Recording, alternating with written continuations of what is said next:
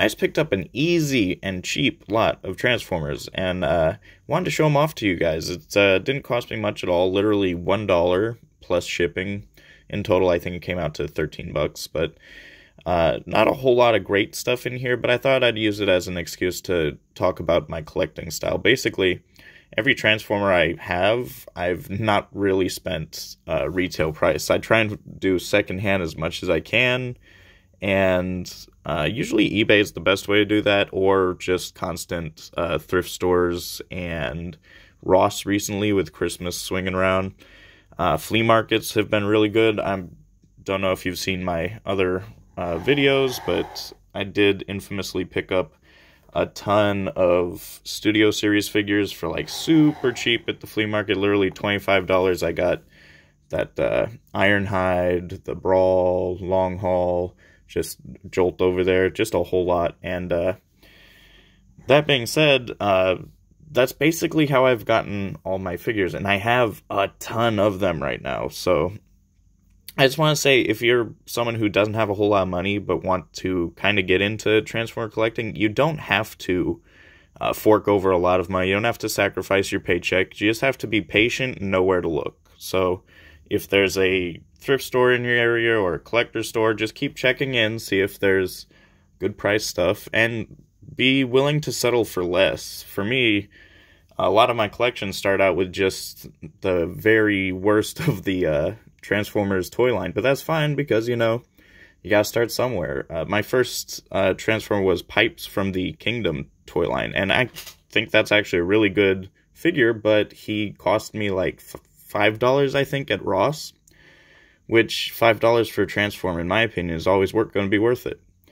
And then I got like Optimus Primal for $16 when he dropped at Ross, and I just kept growing it from there. I haven't been collecting for a very long time, but I have managed to accrue quite a collection. And so anyway, for this lot here, I got myself a nice animated Beast Wars Bulkhead, which he's really cool looking. I don't know what he's missing necessarily, probably accessories for sure, but from what I can tell, this is basically a complete figure.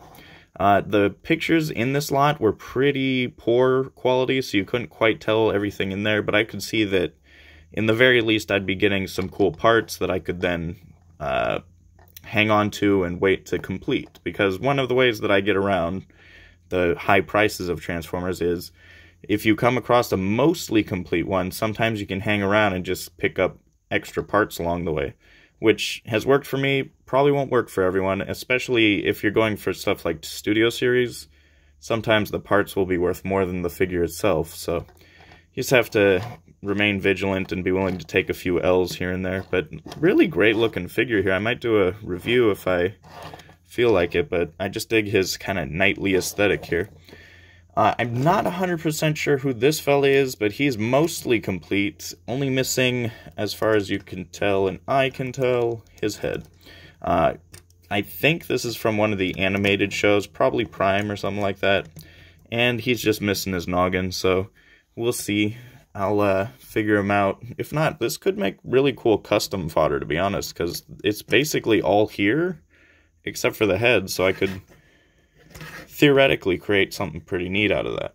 I did also get in this lot, there's a animated Blur figure, and he's pretty nifty, just obviously missing a whole lot of parts. I might hang on to, might just toss in the bin, see what not the garbage bin, but the spare parts bin, see what I can do with it. But pretty nifty looking figure.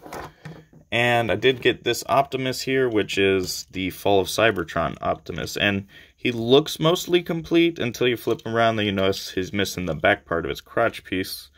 And I believe he's also missing some attachments for the back of his elbows, as well as his weapon. But from the front, he looks pretty good. So if you're putting him on a shelf just for display, he mostly looks complete.